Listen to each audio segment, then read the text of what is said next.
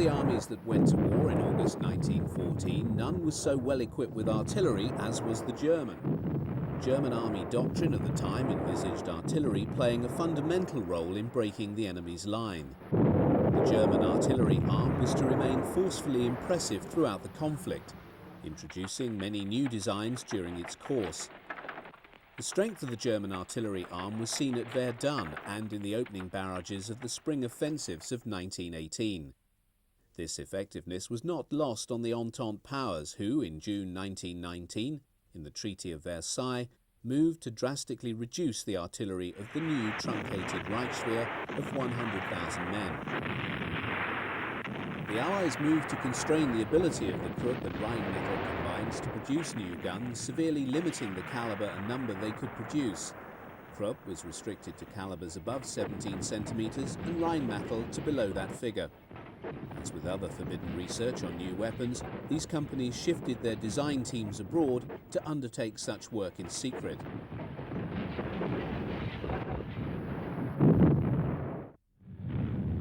Krupps and Rheinmetall were extremely well placed to respond to the secret decision taken by Adolf Hitler in early 1933 to break the Versailles Treaty and begin rebuilding the German armed forces. The ambitions of Germany's new leader required a massive expansion in the types of guns and in the quantity of artillery needed. While many of the artillery types that were to see service throughout the war were already designed and in the process of being placed into production, the design teams in both companies now turned their fertile minds to addressing new challenges. Contracts were placed in rapid order by the government for a whole gamut of artillery types, ranging from the small infantry gun right through to the heavy rail guns. Contracts were also let to other companies to produce shells and manufacture the explosives and propellant charges for them. Other matters of related concern to the development of an expanded artillery arm were the production of new prime movers. 1, 3, 5, 8, 12 and 18-ton half-tracks, all of which would play their role in towing the new guns for the Army. The Army had determined to standardise on a few basic calibers quite early on in the 30s.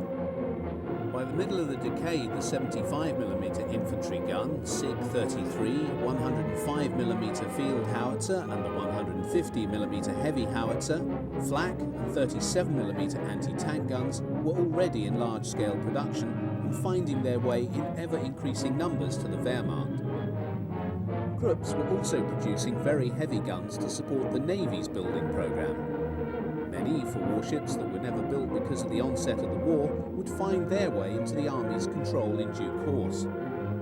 Small wonder that unemployment rapidly dropped in Germany following the massive investment by the state in the rearmament program.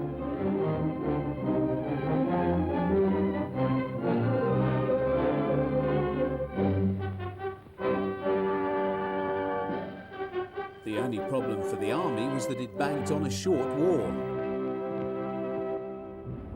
Once Hitler publicly renounced the Treaty of Versailles and announced the rebuilding of Germany's armed forces, he could not resist flaunting their growing power in public displays designed to both awe and intimidate. Pride of place in these displays went to the big guns whose size made them very potent symbols of the growing might of the Wehrmacht. Within a short time, these same weapons would be pounding armies and cities from the deserts of North Africa to the cold and desperate snowy wastes of northern Russia. These were not artillery pieces designed for show, they were meant for war. The term infantry gun was employed by the German army for those weapons designed and issued specifically for service with infantry formations. Like many of the artillery weapons used by the German army in the Second World War, the 75mm light infantry gun 18 was designed before the Nazis came to power in 1933. Its origins lay in the years following World War I, when the Reichswehr was absorbing the lessons of that conflict. One of these was that infantry needed a light artillery piece to move forward in their advance to give them close support when dealing with enemy defences.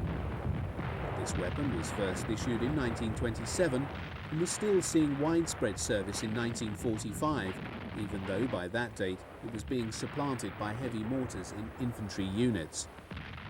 The IG-18 saw service on all fronts and in all theatres wherever German infantry were engaged.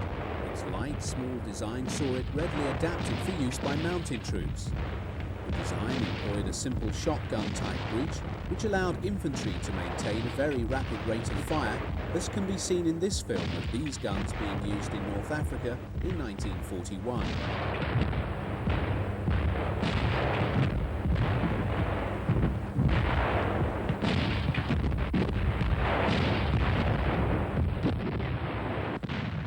Had an elevation from -10 degrees through to +75 degrees.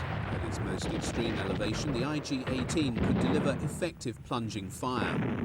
Maximum range depended on ammunition type, but it was possible for it to shoot out to a maximum of 3,880 yards. The gun was pulled either by horse or towed by light trucks or one-ton half-tracks.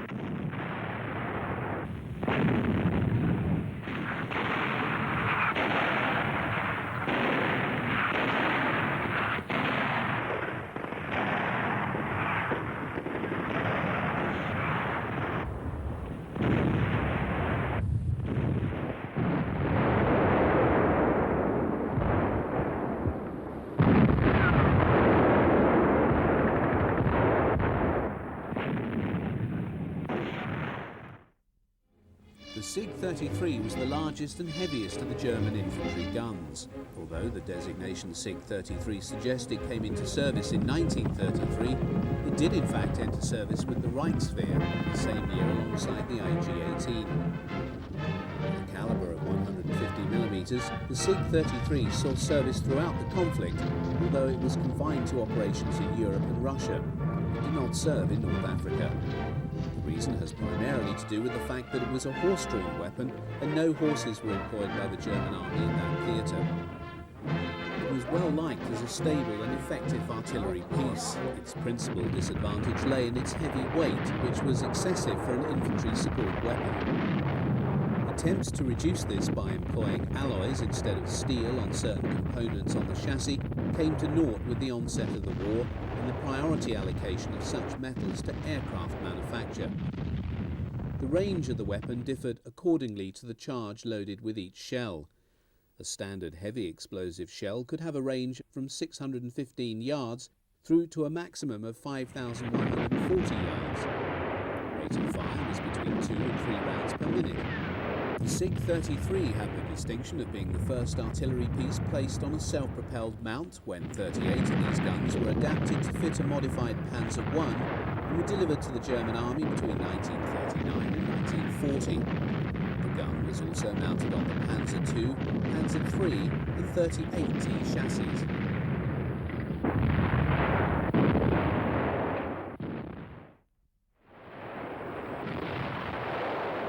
Seeing service in all theatres and on fronts where the German army served, the 105mm light field howitzer 18 was the standard artillery equipment at divisional level.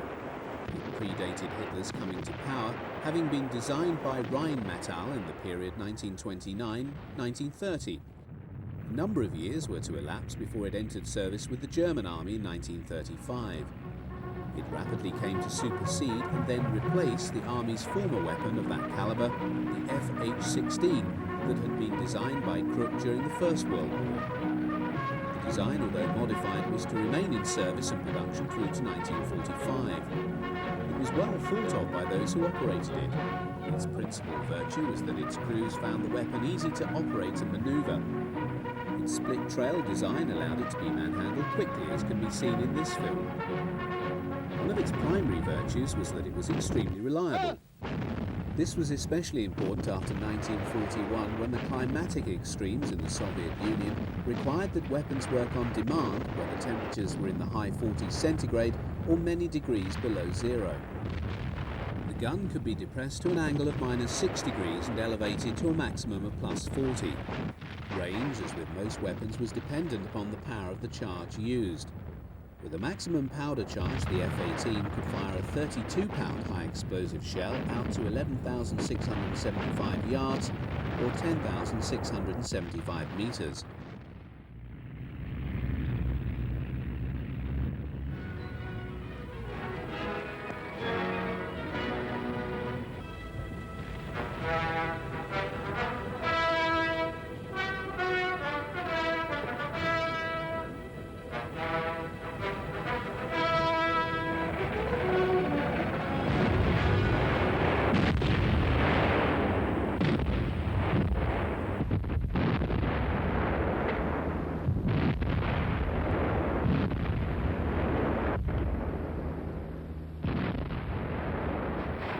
Here in North Africa, FH-18s are being employed in the anti-tank role, for which they were equipped with a special shell. The original 10cm Panzer Granate shell was later replaced by the more effective 10cm Panzer Granate red shell. Either could reach a maximum range of 1,640 yards and penetrate the frontal armour of many Allied tanks.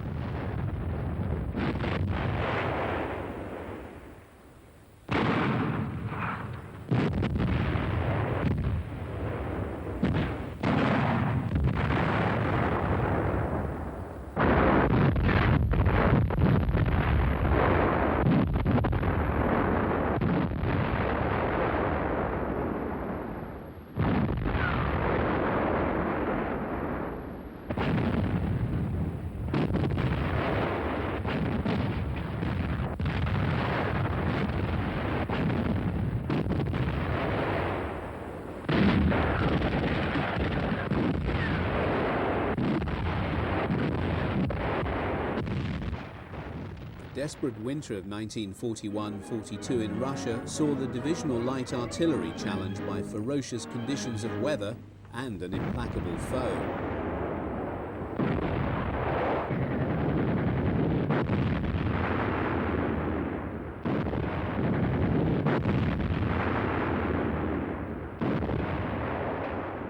Having been caught by the Soviet winter, which in 1941 was the worst for some 50 years, artillery crews had to contend with bitter cold. Lacking proper winter clothing and wearing only their greatcoats, these 105mm gun crews had to load and fire their guns day after day.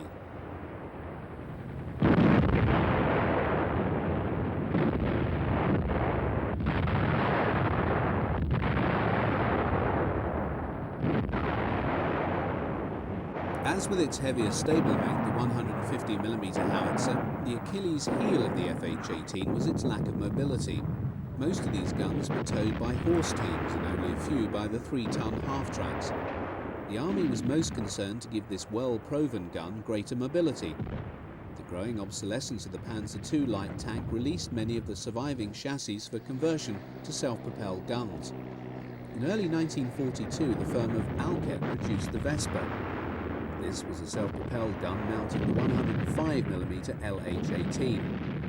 This machine went into production in the same year, with 676 produced by July 1944. Most other 105mm guns were still towed in the same old fashion, with film of them being pulled by horses still being seen in 1945.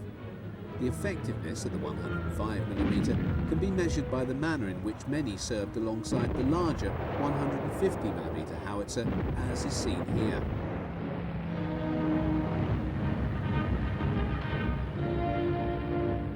Artillery proved especially important in the savage winter of 1941-42. The Germans held on to villages to gain shelter from the terrible cold, while Soviet assaults were directed to destroy any building in which the Germans could find such cover. German artillery, however, proved highly effective in destroying these Russian assaults.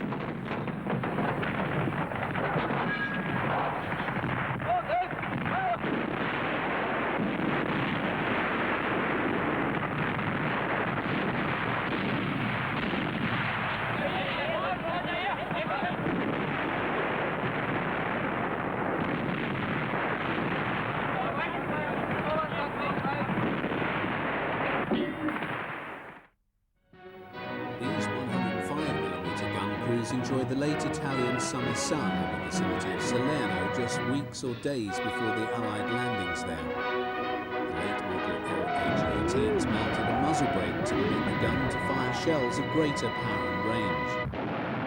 105mm batteries were employed in ever heavier firefights between the midsummer of 1943 and war's end on the Eastern Front. Desperate attempts by the Germans to hold back the ever-growing Soviet offensive tide saw them in continual use from the Ukraine through to the outskirts of Leningrad. By late 1944, the Germans had been pushed back into Poland and East Prussia. The 105mm light howitzer saw service literally up to war's end. The backbone of the German medium artillery formations throughout the war was the 15cm Schwer field howitzer, or SFH-18.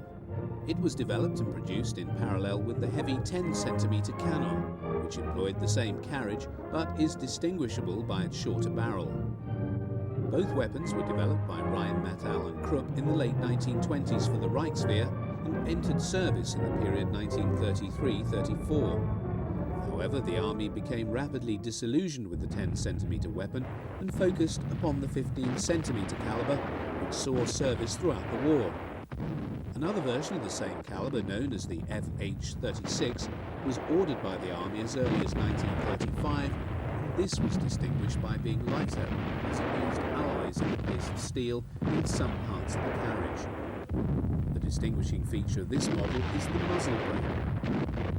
With the onset of war and the allocation of most metal alloys to aircraft manufacture, the production of the FH-36 was limited and discontinued in 1942. The 15cm SFH-18 is seen in almost all films shot of the German army at war, from the first to the last days of the conflict. It was transported by horse and also moved in the advanced echelons of the army by being towed behind an 8-ton half-track. These seen in action here are involved in the first months of Operation Barbarossa.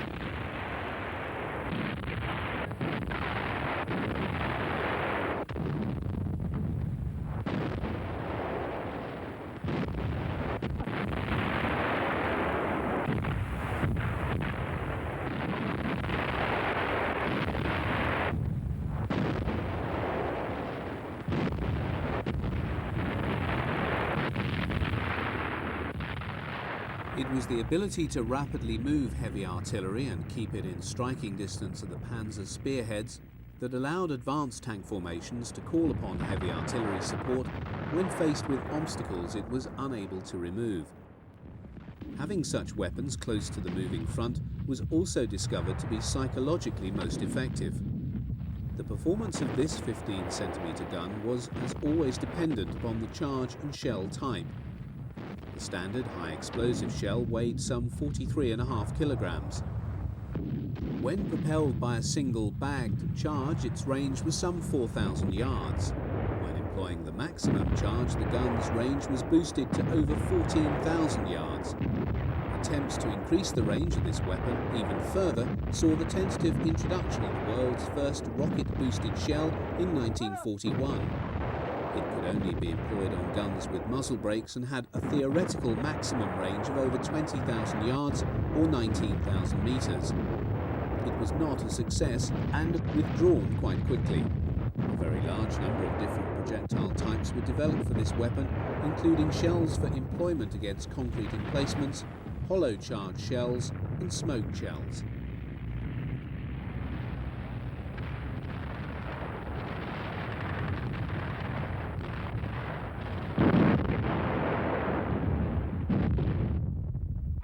The German artillery arm suffered exceptionally heavy losses in the years 1941-42 during the course of the campaign in Russia.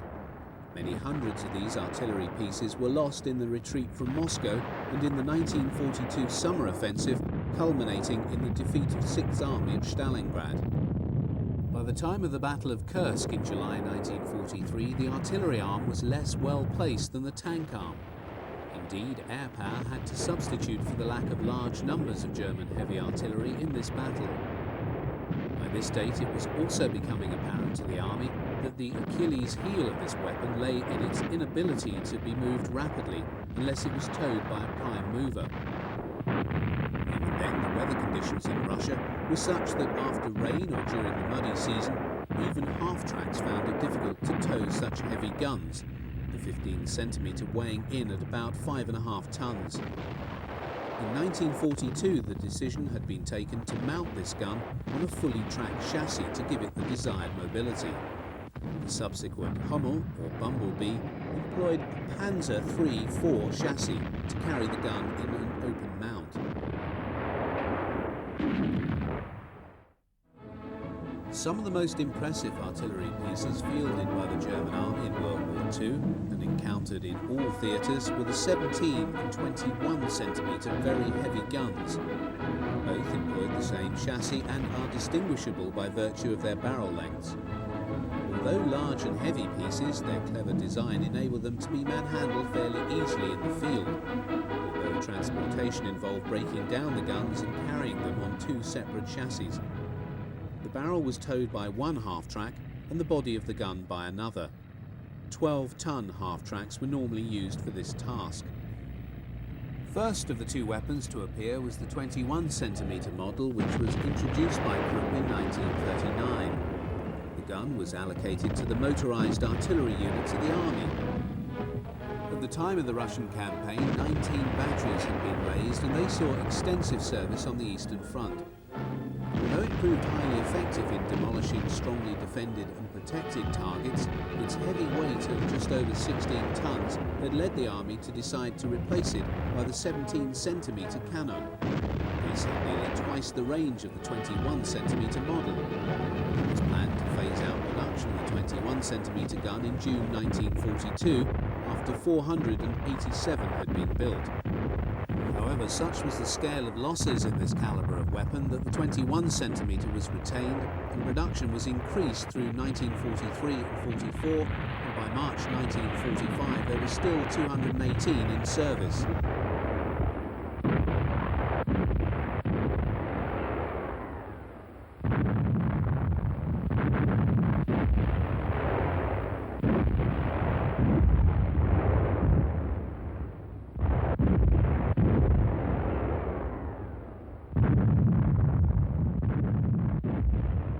The 21cm model had an elevation of between 0 and 70 degrees and a maximum range of over 16,000 metres. The standard shell for the type was the 21cm Granat 18, which weighed 113 kilograms, and also the 21cm Granat 18 Beton of 121 kilograms. This was a projectile specially designed for demolishing concrete emplacements, and a well-trained crew could fire one round every 2 minutes from this weapon. The 17cm weapon named the Matterhorn was introduced into service in 1941. The Army's original criticism of the 21cm was that it was too heavy, was not in any way alleviated by the introduction of the Matterhorn. It weighed in at 17¼ tons. Its method of carriage was essentially the same, although it was possible to tow it over short distances, employing a limber without splitting up the barrel from the chassis. The range of the 17cm was determined by the size and power of the cased charge.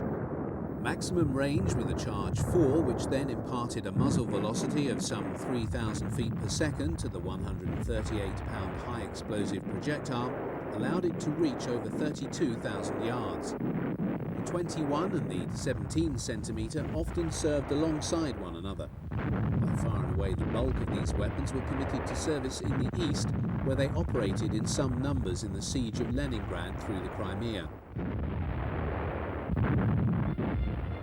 Although associated with the Great War, artillery spotting balloons operated in the quieter sectors of the Eastern Front. This was possible because the Soviet Air Force was not so prominent in the skies over Russia, so the balloons could be used without fear of being shot down. Employing information radio down from the balloon, coordinates are worked out and fed to the gun team.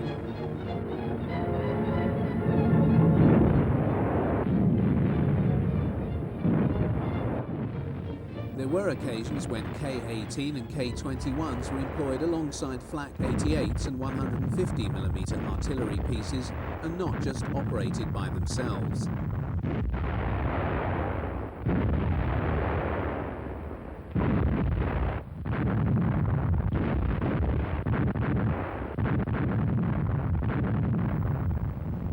Dating from the autumn of 1943, this sequence shows a 21cm Mirza operating alongside 150mm heavy artillery, 105mm medium guns and flak 88s in the Dnieper Bend in southern Russia.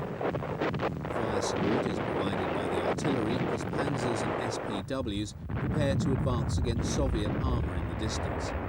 In these circumstances, the power of the 21cm gun could match the range of the 88s and bring down an especially heavy weight of fire on the enemy. However, the artillery pieces themselves are in need of protection from Soviet ground attack aircraft. One of the more remarkable German heavy artillery designs was the 24-centimetre Canon 3, also nicknamed the Petersdorf. Designed and built between 1935 and 1938, it was a most advanced and modern design. However, its Achilles heel lay in its weight. At 83 tons, it needed to be transported in no fewer than 6 separate loads. Although the designers had taken great care to allow it to be assembled easily, it still needed no fewer than 25 men and 1.5 hours to get the gun assembled for firing. The army decided that the investment in such a weapon could not be justified.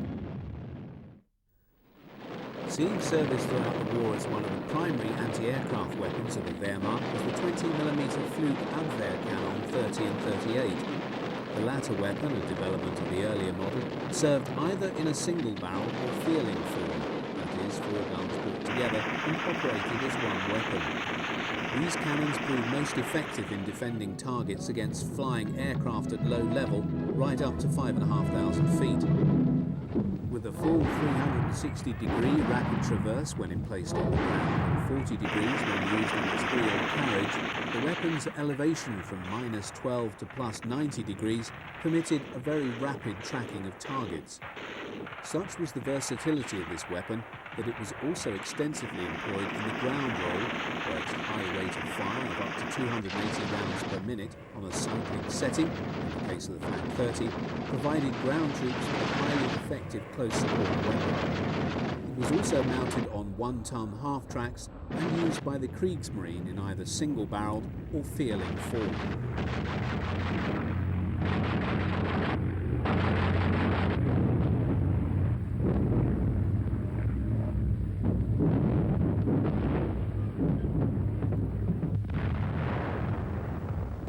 The flak 30 was first introduced into Luftwaffe service in 1935, where it was originally towed by the Krupp Boxer light truck. While this gun served with distinction in the early stage of the war, the Luftwaffe had decided even before the onset of the conflict that it needed an improved variant with a much higher rate of fire. So the flak 38 was raised to a maximum of 480 rounds per minute, although a more practical rate was 220 rounds to save on barrel wear.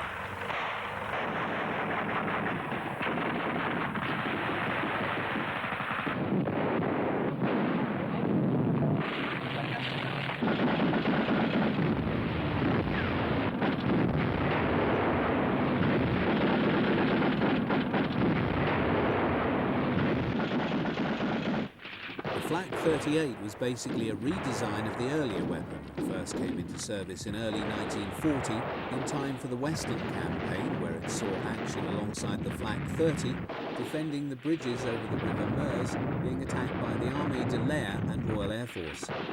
The flak 30 served alongside the 38 through to the mid-war period, but had all but disappeared by the later phase of the conflict. The flak 38 saw extensive service right to the end of the war.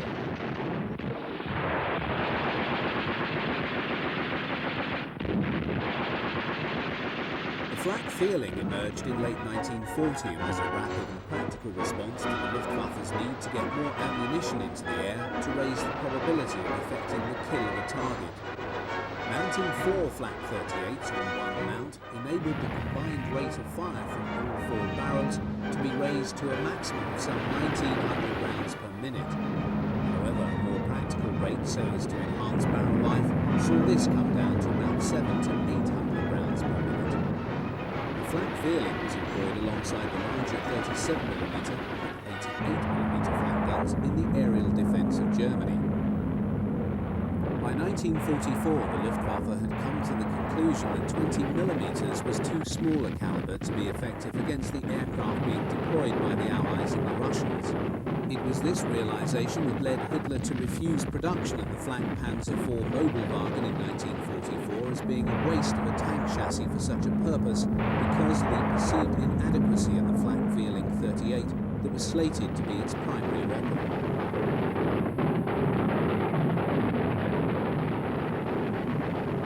The flak feeling was an extremely versatile weapon and was also extensively employed in the ground role. When employing armor-piercing ammunition, it could defeat soft skins, armoured cars and thinly armoured light tanks. The flak Vierling was also mounted on trucks and on the 8-ton half-track. The Kriegsmarine also extensively employed the weapon on its warships.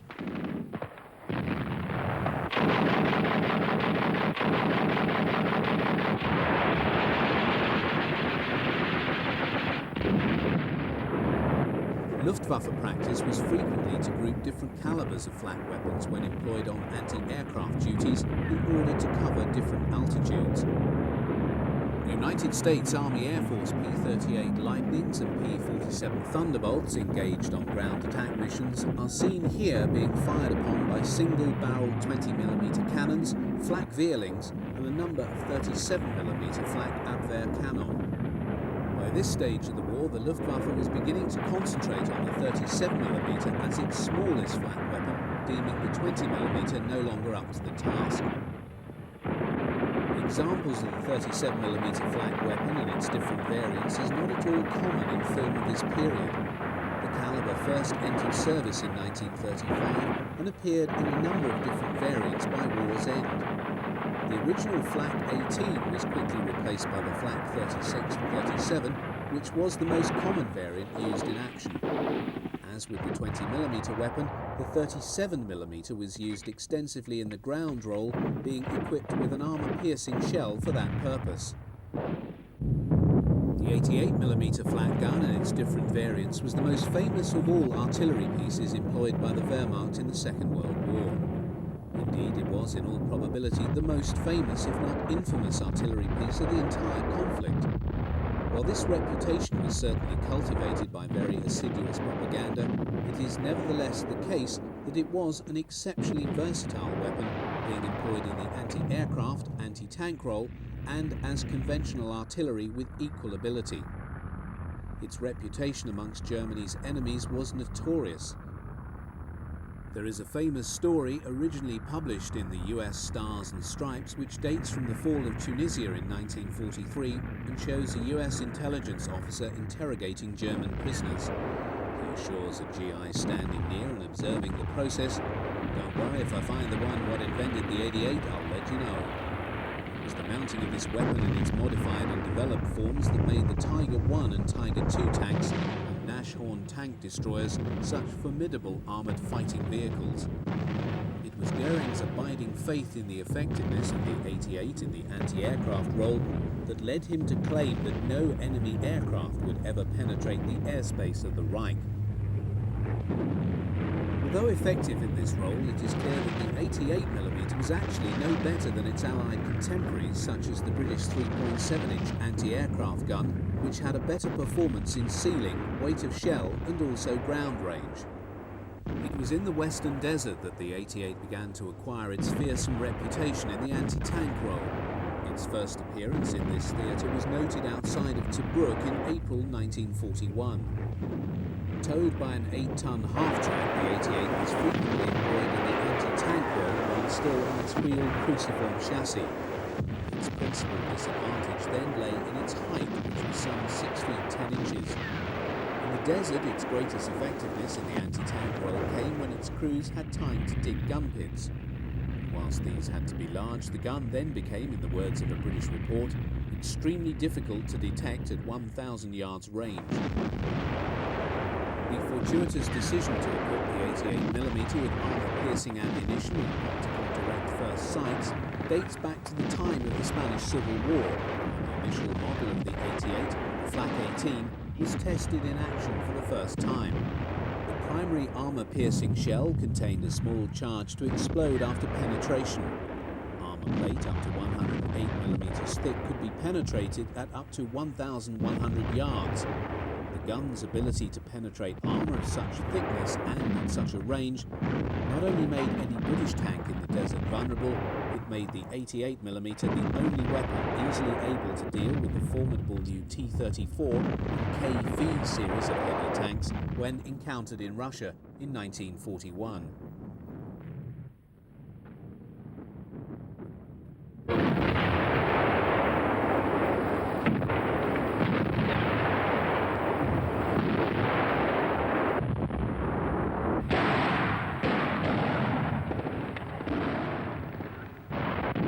88 was also frequently employed in the conventional artillery role.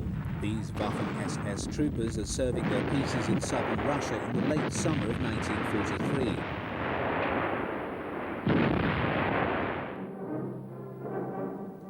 Albert Speer, Hitler's industrial minister, was later to claim that the sheer quantity of resources retained in Germany to defend it from the US and British bomber offensive constituted the Second Front a long time before the Allied landings in France. Indeed, by the autumn 1943, the need to protect the cities of Germany had seen an extremely large concentration of anti-aircraft weapons, which could have been better employed on the battlefields in Russia and elsewhere.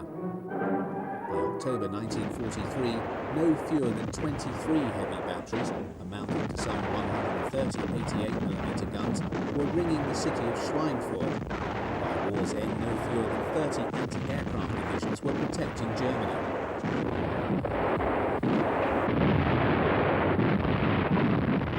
88 batteries provided a defensive umbrella for German and Italian forces retreating from Sicily across the Straits of Messina in August 1943. The barrage thrown up by the German batteries, expending a prodigious amount of ammunition, allowed no fewer than 102,000 troops to be slipped across the straits in the face of Allied bombing raids.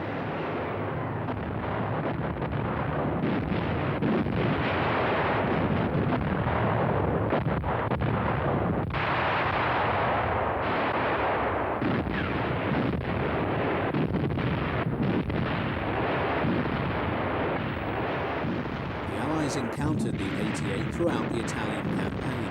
As the Germans often emplaced their guns in well-prepared defensive positions, the 88 once more emerged as a formidable weapon. From Salerno through to Cassino, the Germans used their 88s to delay the Allied advance. It was in the fighting around the Great Monastery in early 1944 that film of 88 shooting at Allied Sherman tanks was taken. The 88 often proved to be the nemesis of this Allied tank, which by this date and through to war's end was to constitute the primary weapon in the Allied tank forces. The frontal armour of the Sherman was vulnerable to penetration to the 88 from some considerable distance. Whether encountered as an artillery piece or when mounted on tanks or self-propelled guns, this particular weapon was to prove exceedingly dangerous to all Allied AFVs. Given its effectiveness, it would be perfectly reasonable to suppose that the 88mm flak 18 was actually a very new design. In fact, it can be traced back to 1925, and although Krupp and Rheinmetall did experimental work in Germany, much of the design was undertaken by Germans seconded to work at the Bofors factory in Sweden. A prototype was then built in Germany and the gun entered service in 1933. It was blooded in the Spanish Civil War and was most successful.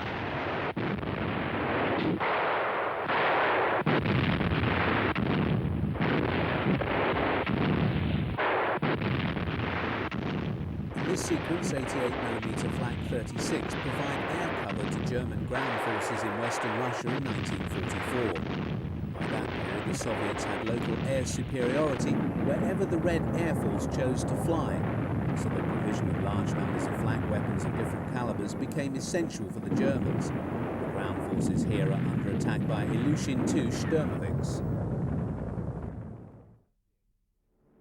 Although German forces had been driven from the Caucasus following their failed attempt to secure the oil fields there in the 1942 summer campaign, Hitler had insisted on retaining a large bridgehead in the Kuban Peninsula. When the military situation improved, he intended to make a second attempt to secure this vital economic resource.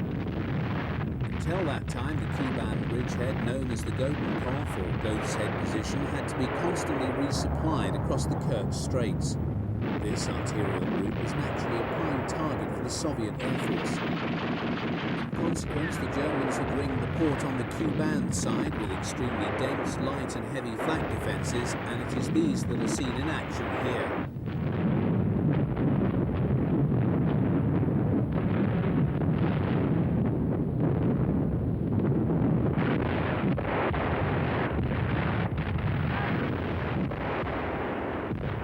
On this occasion, IL-2 Sturmovix are engaged in medium and low-level strikes on the port facilities. 20mm and 88mm flak guns provide a heavy barrage which takes its toll on a number of the Soviet aircraft.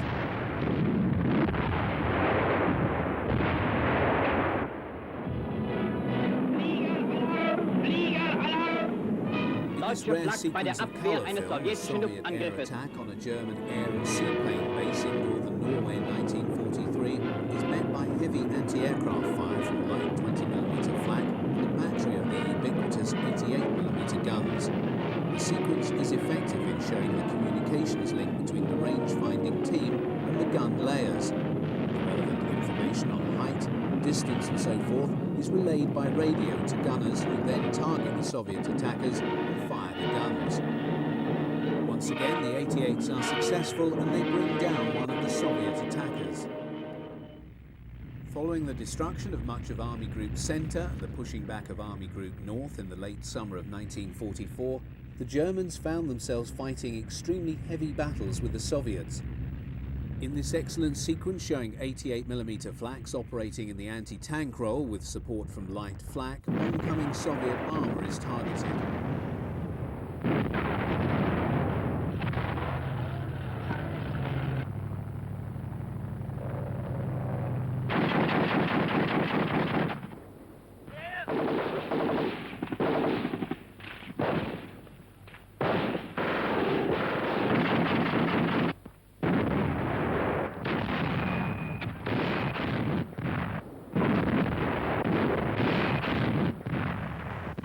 The 88mm flak 36 remained able to counter any Soviet medium and heavy tank right up to war's end.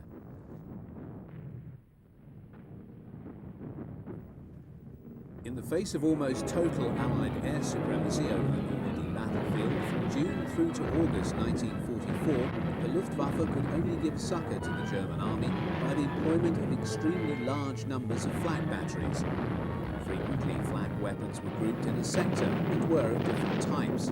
20mm single-barrelled, Feelings, 37mm and 88mm are here grouped together to offer the most effective air umbrella to the ground defences.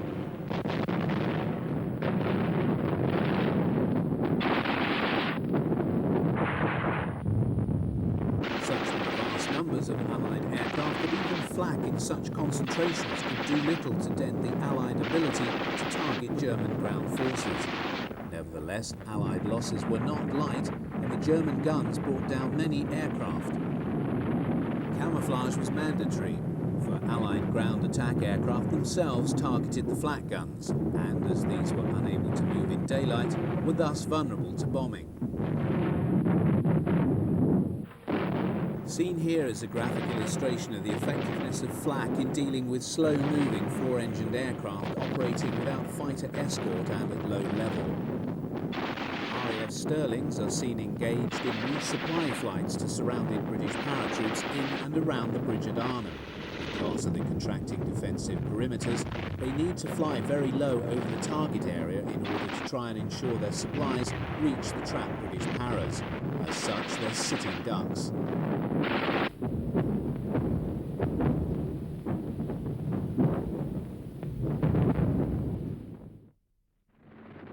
The Pak-36 was the standard German anti-tank gun when war broke out in September 1939. At the time of its introduction 3 years earlier, this Rheinmetall-designed weapon was as good as any other in the world and perfectly acceptable for its role as it was then envisaged.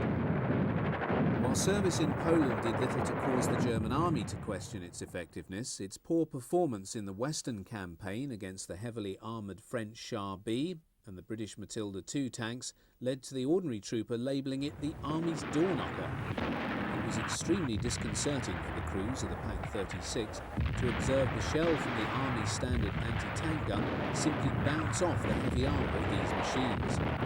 This was compounded by a repeat experience when in June 1941 the Germans first encountered the Soviet T-34 and KV-1. In both cases, the armour-piercing shells of the Pak-36 once more simply bounced off the heavy armour of the Soviet tanks. After this, its days as an anti-tank gun were numbered, even though it was more than adequate for dealing with the Soviet BT and T series of tanks.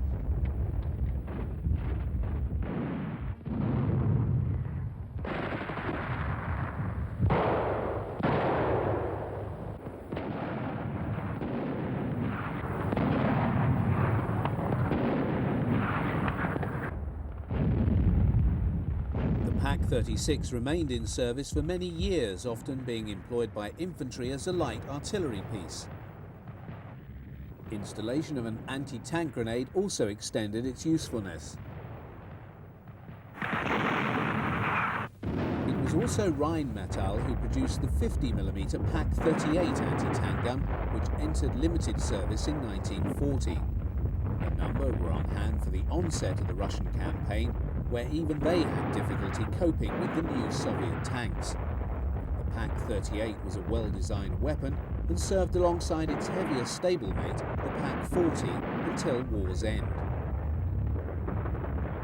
The most commonly encountered and effective purpose-designed German anti-tank gun encountered on all fronts from late 1941 onwards was the 75mm Pak-40. Although both Krupp and Rheinmetall responded to the Army's contract, it was the latter's weapon that became the mainstay of the anti-tank arm.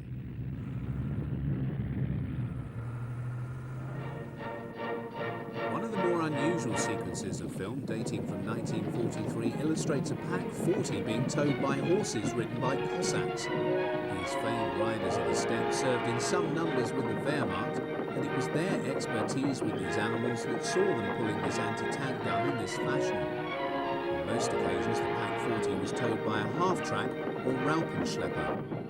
The Pak-40 was, in essence, an enlarged Pak-38. It was an extremely effective weapon with a muzzle velocity of 2,600 feet per second that enabled it to penetrate 116mm of armour at 1,000 metres. It was the answer German anti-tank gunners needed on the Eastern Front, with the T-34 and KV series proving vulnerable to the type.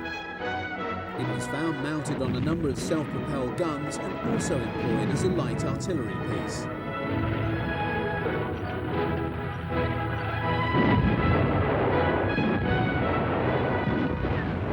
Nicknamed the barn door by troops who used it by virtue of its heavy weight and cumbersome size, the 88mm Pak-43-41 was nevertheless a highly effective weapon.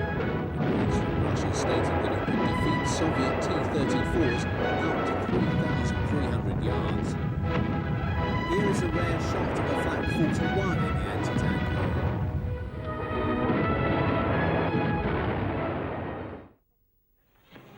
With the beginning of rearmament in Germany in 1933, interest was revived in railguns. Germany had built a number of these weapons in the Great War, many employing modified barrels adapted from large caliber naval guns.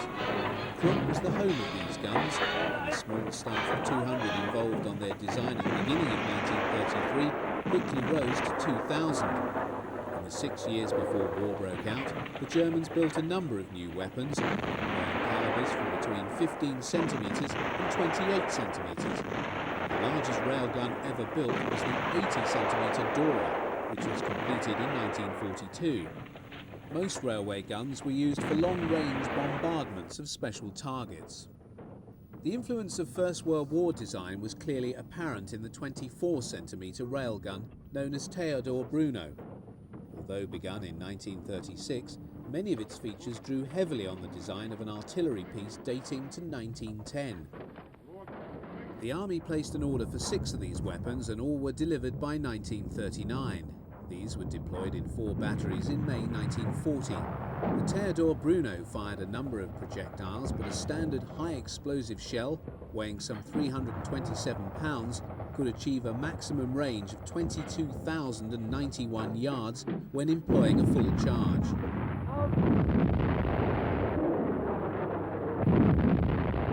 Field Marshal Albert Kesselring, commander of German forces in Italy, observes the fall of shot of the 28cm cannon known as Leopold, and immortalised by the Allies within the Anzio bridgehead as Anzio Annie.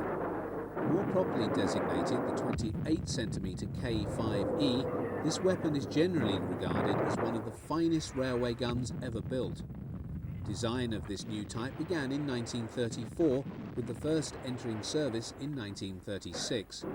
Such was the effectiveness of the type that it was retained in very low volume production through to 1945, by which time Krupp had built 28, although the complete order was for 30. By May 1940 there were 8 24cm guns in service, and these were deployed in 8 batteries. This calibre of weapon was eventually to comprise almost half of all the German railguns. In total, the gun weighed 218 tons and was mounted on 2 6-axle bogie trucks. The barrel length was 21.5 metres and its maximum range 62 kilometres. The greatest concentration of railguns and super heavy guns and mortars ever deployed by the Germans for one operation occurred in the late spring and early summer of 1942 in Russia. They were brought out especially from Germany to pulverise the defences of the Soviet Black Sea fortress of Sevastopol in the Crimea. The largest of the railguns brought in for the task was the gigantic 80cm Dora. Weighing in at a modest 1,350 tons, it saw its only service at Sevastopol and later at Warsaw in 1944.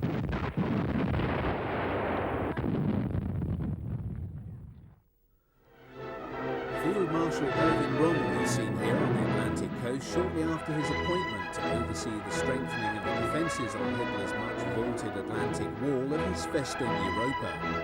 For long the subject of German propaganda films, the wall was claimed to be impregnable. What Rommel found, however, was something very much less than that. On certain stretches, much effort had been made, and these sectors were particularly strong in emplaced artillery and heavy coastal guns. Indeed, all German coastal defences were often a remarkable mixture of various calibres of different German and many captured artillery pieces and large and purpose-designed coastal guns.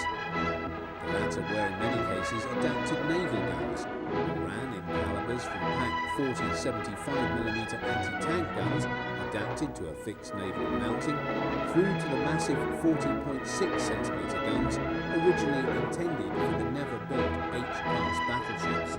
The larger weapons derived from naval vessels' main armaments required purpose-built and extremely heavily protected concrete emplacements.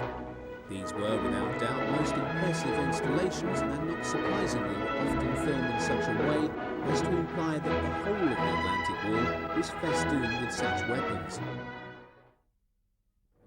In the weeks following the Allied invasion of Normandy, German audiences were regaled with scenes showing the heavy guns of the Atlantic Wall firing on Allied vessels. The reality was more prosaic. Having landed where the Germans did not expect, the guns never got the chance to fire in anger. The images seen here of Allied vessels being sunk are simply the creation of the propagandist's mind.